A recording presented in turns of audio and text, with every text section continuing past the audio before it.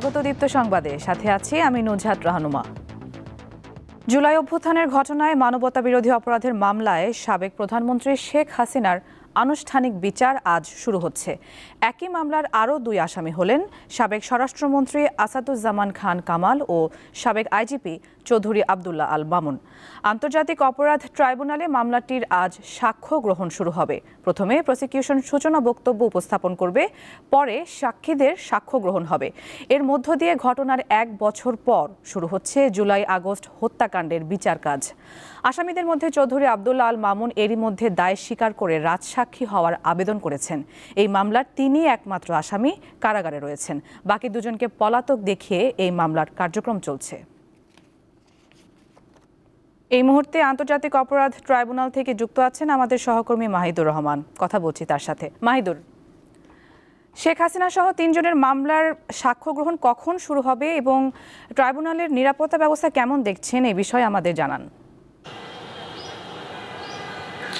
নুজহাত, আজকে কিন্তু বাংলাদেশের বিচার ব্যবস্থা কিন্তু ঐতিহাসিক একটি দিন হতে চলেছে। আপনি জানেন যে শেখ হাসিনার বিরুদ্ধে আজকে যে রাজসাক্ষী, তিনি কিন্তু ঠিক 9:30 বেজে, চৌধুরী আবদুল্লাহ আল মামুন 9:30 বেজে তাকে কাশিমপুর কারাগার থেকে কিন্তু ট্রাইব্যুনালে নিয়ে আসা হয়েছে, যার কারণে কিন্তু আজকে ট্রাইব্যুনালে অতিরিক্ত পুলিশ বা আইন শৃঙ্খলা বাহিনী মোতায়েন করা হয়েছে। এবং আমরা যখন ট্রাইব্যুনালের ভেতরে প্রবেশ করি তখন কিন্তু জনসাধারণের জন্য এটা খুব কঠিন হয়ে পড়ে এখানে প্রবেশ করা। আমাদেরকে জানিয়েছে যে আজকে শুধুমাত্র এই রাজসাক্ষী দেওয়ার কারণে কিন্তু অতিরিক্ত পুলিশ এখানে মোতায়েন করা হয়েছে। এবং তাছাড়া কিন্তু এই যেদিন থেকেই চৌধুরী আবদুল্লাহ আল মামুন বলেছেন যে তিনি এই মামলায় রাজসাক্ষী হওয়ার জন্য প্রস্তুত, সেদিন থেকে কিন্তু কারাগারেও তাকে অতিরিক্ত নিরাপত্তা দেওয়া হচ্ছে। আপনাকে আরেকটা গুরুত্বপূর্ণ তথ্য আমি জানিয়ে রাখতে চাই যে আজকে পূর্ব নির্ধারিত সময় 11:30 বেজে কিন্তু এই বিচারিক কাজ শুরু হওয়ার কথা রয়েছে আন্তর্জাতিক অপরাধ ট্রাইব্যুনাল 1-এ। আজকে এই মামলার সাক্ষ্য গ্রহণ হবে না, তবে আজকে সূচনা বক্তব্যের মাধ্যমে কিন্তু এই মামলার সাক্ষ্য গ্রহণের কাজ শুরু হবে। তবে সাক্ষ্য গ্রহণ, মূল যে সাক্ষ্য গ্রহণ, সেটা আগামীকাল থেকে শুরু হবে।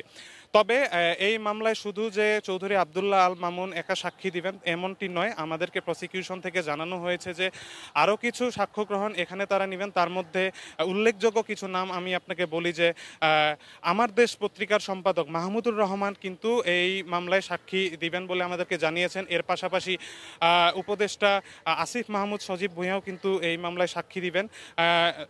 নাহিদ ইসলাম এবং উমামা ফাতেমাও কিন্তু এই মামলায় সাক্ষী দিবেন। এছাড়াও কিন্তু আরও বেশ কয়েকজন জুলাই যোদ্ধা, যারা জুলাই আন্দোলনে আহত হয়েছেন, তারাও কিন্তু এই মামলায় সাক্ষী দিবেন বলে আমাদেরকে জানানো হয়েছে। আমি আপনাকে বলে রাখতে চাই যে আজকের এই সাক্ষ্য গ্রহণের মাধ্যমে কিন্তু শেখ হাসিনার প্রথম কোনো মামলায় আন্তর্জাতিক অপরাধ ট্রাইব্যুনালে এই বিচার কাজ শুরু হতে যাচ্ছে। এবং আমাদেরকে প্রসিকিউশন আরেকটি তথ্য জানিয়েছে যে এই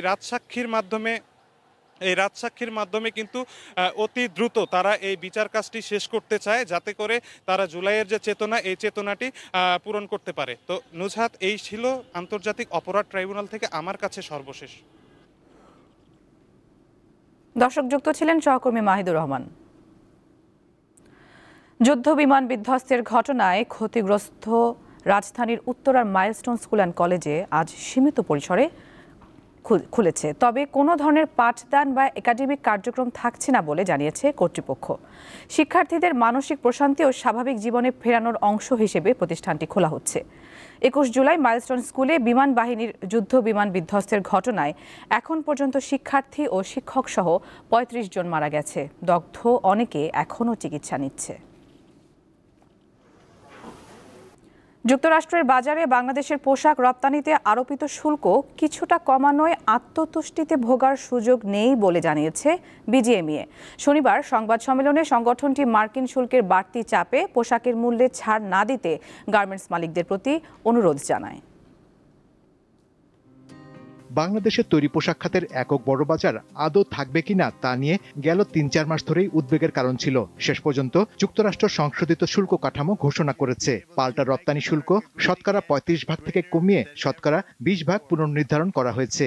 এ নিয়ে শনিবার সংবাদ সম্মেলনের আয়োজন করে তৈরি পোশাক রপ্তানিকারকদের শীর্ষ সংগঠন BGMEA।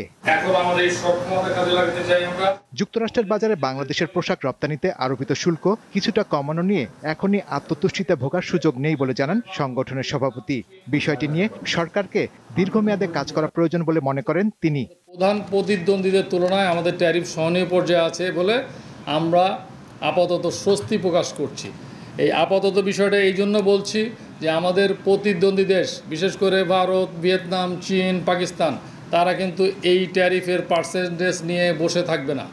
BGMEA বলছে, শর্ত অনুযায়ী পোশাক রপ্তানিতে জাহাজীকরণ এবং শুল্কের মতো খরচ বহন করতে হয় ক্রেতা প্রতিষ্ঠানকে। তাই শুল্কের চাপে পোশাকে যেন গার্মেন্টস মালিকরা মূল্য ছাড় না দেন। অতিরিক্ত শুল্ক এটা টোটালি ডিফাইন করা আছে বেসড অন বিজনেস টার্মস।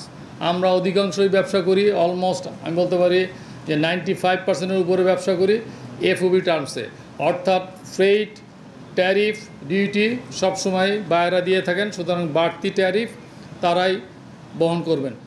এছাড়া প্রতিযোগিতা সক্ষমতা ধরে রাখতে যুক্তরাষ্ট্রের সাথে শুল্ক কমানোর আলোচনা অব্যাহত রাখার পাশাপাশি শিল্পের নীতি সহায়তা অব্যাহত রেখে ভ্যাট, ট্যাক্স, কাস্টমস সহ সংশ্লিষ্ট খাতগুলোর দক্ষতা বাড়ানোর পরামর্শ দেন শিল্প মালিকরা।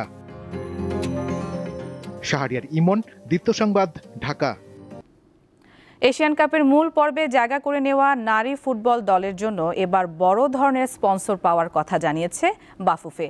তাই আফিদা, ঋতুপর্ণা চাকমাদের নিয়ে আলাদা পরিকল্পনা করছে দেশের ফুটবলের এই নিয়ন্ত্রক সংস্থা। ইতিহাস গড়ে প্রথমবারের মতো AFC নারী এশিয়ান কাপের মূল পর্বে জায়গা করে নিয়েছে বাংলাদেশের মেয়েরা। গেল সপ্তাহে হয়েছে মূল পর্বের ড্র। আগামী বছরে মার্চে হতে যাওয়া টুর্নামেন্টে বি গ্রুপে বাংলা নারীদের প্রতিপক্ষ চীন, উজবেকিস্তান ও উত্তর কোরিয়া। মিশন অস্ট্রেলিয়ার এই আসরের আগে কতটা প্রস্তুত Bafufe? The best possible preparation নিয়ে আমরা কাজ করছি, সেটা নিয়ে আমাদের প্রস্তুতি চলছে। আমি বিশ্বাস করি এই মাসের এই মাঝামাঝির ভিতরে আপনাকে আমরা একটা ক্লিয়ার পিকচার দিতে পারবো যে as a part of the mission Australia আমরা কি কি কাজ করতে যাচ্ছি। আগামী সেপ্টেম্বরে নারীদের পাশাপাশি পুরুষ ফুটবল দলেরও রয়েছে ব্যস্ত সূচি। হোম কিংবা অ্যাওয়ে বেশ কিছু ম্যাচ এবং টুর্নামেন্টে অংশ নেবে বাংলাদেশ দল। তার জন্য স্পন্সরের কোনো সমস্যা দেখছেন না বাফুফের এই কর্মকর্তা। কোনো রকম পরিকল্পনা কিন্তু আমরা চেঞ্জ করবো না শুধুমাত্র ফিনান্সিয়াল চ্যালেঞ্জের জন্য। এতগুলি খেলা একই সাথে পড়বে এবং প্রত্যেকটা আমরা করছি। নারী জাতীয় দলের জন্য একটি লাইফস্টাইল পার্টনার, একটি development partner, official handset partner এবং টেকনোলজি পার্টনার নিয়ে কাজ করছি। পুরুষ জাতীয় দলের জন্য official handset partner, technology partner এবং ডেভেলপমেন্ট পার্টনার নিয়ে কাজ করছি। আগামী সপ্তাহের মধ্যে নতুন মৌসুমের ফুটবল ক্যালেন্ডার ঘোষণা করা হবে বলে জানান তিনি। মোহাম্মদ হাসিব, দীপ্ত স্পোর্টস, ঢাকা।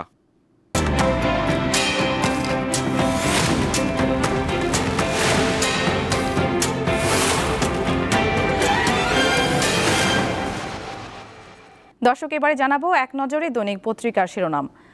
শুরুতে রয়েছে দৈনিক ইত্তেফাক শিরোনাম, রাজধানীতে এনসিপি ও ছাত্র দলের সমাবেশ আজ। শহীদ মিনার থেকে জাতীয় ইশতেহার ঘোষণা করবে এনসিপি। শাহবাগে বৃহৎ জমায়েতের টার্গেট ছাত্র দলের। জুলাই সনদের ভিত্তিতে পরবর্তী নির্বাচন হতে হবে বলেছেন নাহিদ ইসলাম। এদিকে রয়েছে ভিআইপি বন্দীদের নিরাপত্তায় কারাগারে বাড়তি সতর্কতা। সারা দেশের 70 জেলে নজরদারি বেড়েছে। জুলাই ঘোষণাপত্র উপস্থাপন মঙ্গলবার। এবং আরেকটি শিরোনাম, শেখ হাসিনার মামলায় সূচনা বক্তব্য, সাক্ষ্য শুরু আজ। জুলাই বিপ্লবের ঘোষণাপত্র। এরপর রয়েছে দৈনিক যুগান্তর শিরোনাম, ব্যাংকে টাকার হাহাকার, আওয়ামী আমলে বেপরোয়া লুটপাট। এদিকে রয়েছে গণকবর থেকে তোলা হবে 114 শহীদের লাশ। জুলাই ঘোষণাপত্র চূড়ান্ত উপস্থাপন 5 আগস্ট। এদিকে আরও রয়েছে শেখ হাসিনার বিরুদ্ধে সাক্ষ্য গ্রহণ শুরু আজ। জুলাই অভ্যুত্থানে মানবতা বিরোধী অপরাধ প্রসঙ্গে এই শিরোনামটি। আরেকটি শিরোনাম, আকাশচুম্বীর প্রত্যাশার চাপে সরকার, প্রাপ্তি কম। যুগান্তরের গোল টেবিল বৈঠকে বক্তারা।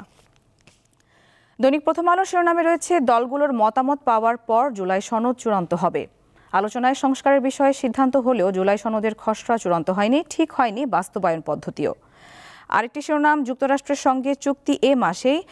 পাল্টা শুল্ক বিষয়ে বলা হয়েছে, বাংলাদেশি পণ্যে যুক্তরাষ্ট্রের রপ্তানির ক্ষেত্রে 20% পাল্টা শুল্ক কার্যকর 7 আগস্ট থেকে। যৌথ বিবৃতি আসতে পারে শীঘ্রই। স্মরণানুষ্ঠানে কাঁদলেন অভিভাবক শিক্ষকেরা। মাইলস্টোনে যুদ্ধ বিমান বিধ্বস্তের ঘটনায় এই শিরোনামটি এবং একটি ছবি এখানে যুক্ত হয়েছে। আরেকটি শিরোনাম জুলাই ঘোষণাপত্র প্রস্তুত, ঘোষণা 5 আগস্ট। কালের কণ্ঠে শিরোনামে রয়েছে আলোচনার কেন্দ্রে জুলাই ঘোষণা এবং বহুমাত্রিক দারিদ্র্যে 4 কোটি মানুষ। দর্শক, দেখে নিলাম আজকের দৈনিক পত্রিকার শিরোনামগুলো। এই ছিল এখনকার মতো। পরবর্তী সংবাদ বেলা 1টায় দেখার আমন্ত্রণ। এছাড়া তথ্য ও বিনোদনের অন্যান্য খবর পেতে যুক্ত থাকুন দীপ্ত ডিজিটাল প্ল্যাটফর্মগুলোতে। সবাইকে ধন্যবাদ।